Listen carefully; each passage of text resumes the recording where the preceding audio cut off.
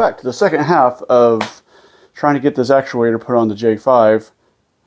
First video ended quite abruptly. Didn't realize the battery had went dead. But essentially, I finished up getting this bracket here completed. So as you can see, very nice, right?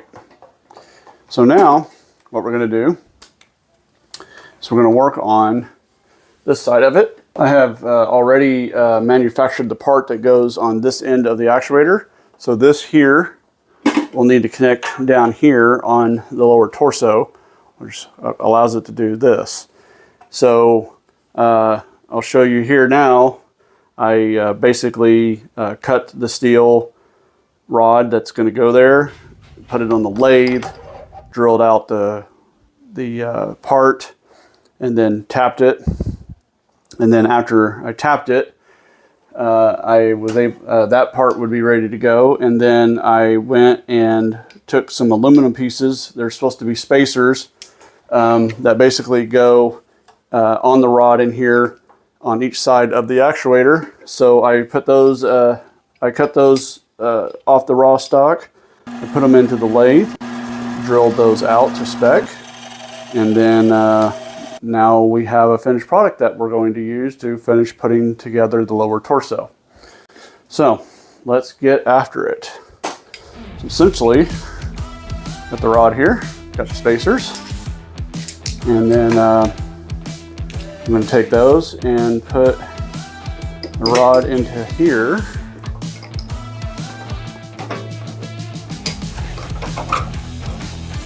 Like so. And it needs a little bit of persuasion. It's a little tight. That's okay. Tight is good. And then put the spacers on each side, like so. And voila, we have that assembled.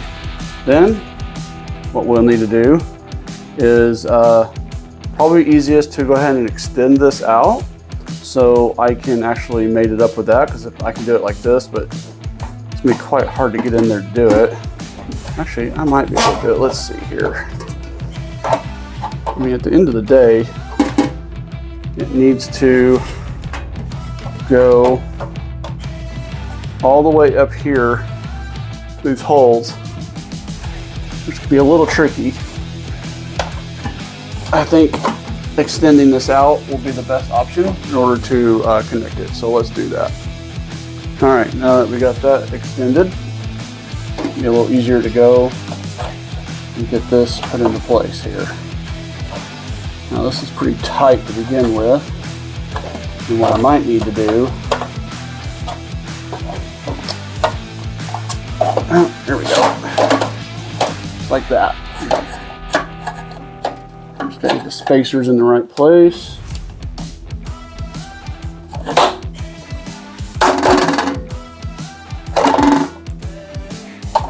Hopefully my spacers are not too wide. They might just be slightly. So you can see here, those spacers are just a hair too big, too long. Everything has its tolerances on this project. You can make everything to spec for the CAD, but then you put it all together and you can just be off by fractions, and you have to do minor adjustments as you go. So I'm going to pull these spacers back off, take them back out to the lathe, and make a minor adjustment so that'll fit in there. Took a little bit off of there. Look how tight that is. That is in there nice and solid. So very happy with that. So now what we're going to do, get it lined up here. When you put the bolts in, and we'll hold it in place.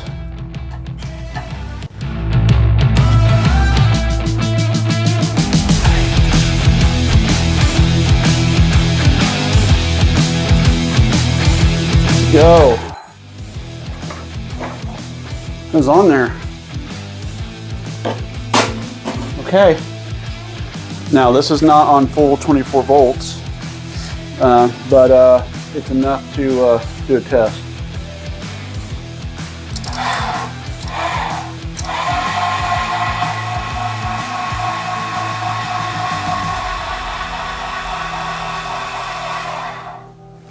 I'm curious how close that's getting. Oh, that'll fit right up in there, so that'll come on down. Now I don't have the end stop set yet. I have a control board that's coming. Once I get that control board in, I can set the end stop to where, you know, this can be calibrated so it doesn't go too far. But that doesn't look too bad. Let's back this up here.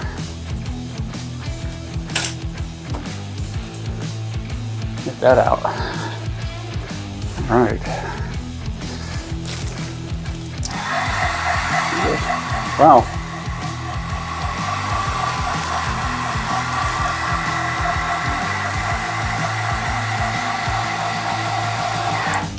That's using about 18 volts.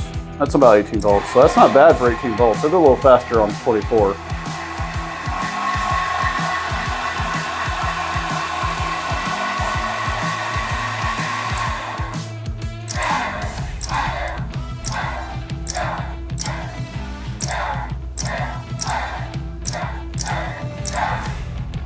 Here we go. I think that's all the way down. Wow. Very happy with that end result. And there you have it, the lower torso actuator. And that is completely ready to go. So, on to the next.